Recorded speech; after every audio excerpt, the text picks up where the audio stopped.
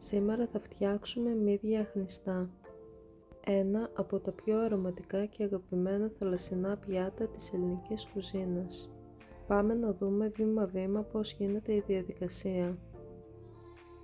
Ζεσταίνουμε το ελαιόλαδο και προσθέτουμε το σκόρδο σε λεπτές φέτες.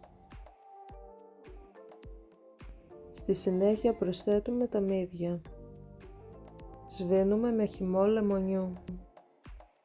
Βάζουμε το ξύσμα λεμονιού, το πιπέρι και ανακατεύουμε. Σκεπάζουμε την κατσαρόλα και αφήνουμε να αχνιστούν για περίπου 5 λεπτά. Τέλος, πασπαλίζουμε με φρέσκο μαϊντανό και σερβίρουμε αμέσως. Όσα μύδια δεν έχουν ανοίξει κατά τη διάρκεια του μαγειρέματος, δεν τα καταναλώνουμε. Καλή μας απόλαυση!